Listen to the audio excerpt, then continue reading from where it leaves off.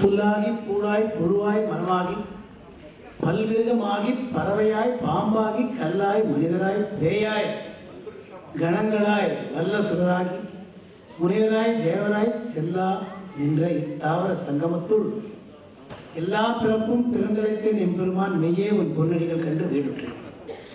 நம சிவாயம். இப்போ பாடின தோப்பூர் சாயராம் வந்து மதுரையிலேருந்து இப்போதான் ஒரு 2 மாதம் முன்னாடி சென்னைக்கு வந்திருக்கார். இவர் எனக்கு ஒரு 20 வருஷமாக பழக்கம். இவரோட வாத்தியார் எனக்கு ரொம்ப ஆத்மார்த்தம். திருச்சி கணேசன் ஒரு பெரிய பாட்டு. அவர் வந்து அவரோட சிஷ்யர். அவர் ஏ கிரேட் ஆர்டிஸ்ட்டு, மியூசிக் காலேஜில் ப்ரொஃபஸராக இருக்கார்.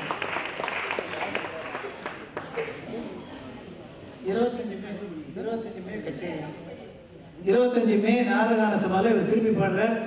அநேகமாக நான் வாசிக்கலாம்னு நினைப்பேன். சரி, அதே சொல்லிடணும்.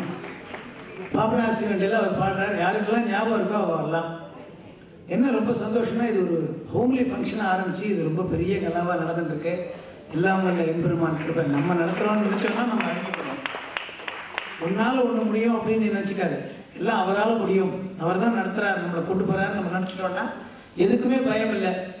அதாவது நான் வந்து பெரிய ஹால் எடுத்துட்டோமே, மனுஷா வருவாளை அவளெல்லாம் யோஜனை பண்ணால. நான் இந்த ராஜ் டிவி அவளுக்கு என்ன ரொம்ப அவசியம் சொல்லும்போது இதை உலகத்துக்கு எல்லாரும் கொண்டு போகணும்னு நான் ஆசைப்பட்டு நான் பூரா கண் வச்சு இத்தனை பேர் வந்து இத்தனை டெக்னீஷியனும் எந்த பிரதிபலனும் எதிர்பார்க்காம வந்து பண்ணி கொடுக்குறா அப்படின்னா அது வந்து எனக்காகவோ இல்லை உங்களுக்காகவோ இல்லை, எல்லாம் அல்ல பரமானோட அனுகிரகம்.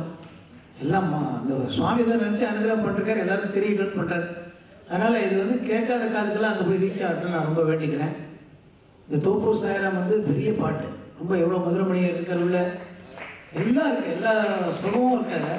அவரெல்லாம் நல்லா வரணும். நீங்கள்லாம் வந்து அவரை ப்ளஸ் பண்ணணும். எல்லாம் வரல பிரபாரிஷ்க்கு அவர் கிடைக்கல. இந்த சன்னதி இந்த ஓசோன் பார்த்தா இது ரொம்ப ஒஸ்தி. இது இந்த மண்டபத்தில் வந்து இதே இடத்துல 78 எனக்கு அரங்கேற்றம் ஆச்சு.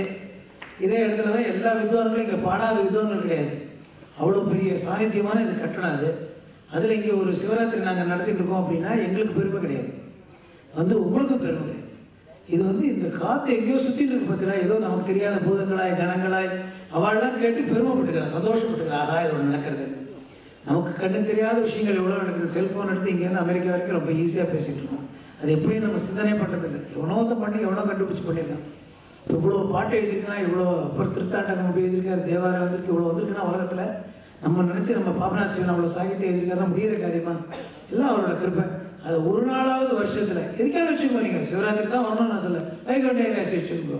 ஏதோ ஒரு நல்ல நாள் ஒரு ராத்திரி கண் வச்சு எவ்வளோ நாள் ராத்திரி பூரா கிரிக்கெட் மேட்ச் பார்த்துட்டு ஆற்றுல படுத்து குப்புறப்படுத்து தூக்கி 2 மணிக்கு எழுந்துக்கிறோம். நம்ம இன்றைக்கி ஒரு நாள் கண் முடிச்சா ஒன்றும் வீணாக போட மாட்டோம். நம்ம கண் முடிச்சு நல்ல சங்கீதம் நடந்துருக்கு, கேட்குறவா கேளுங்க, ரொம்ப சந்தோஷம்.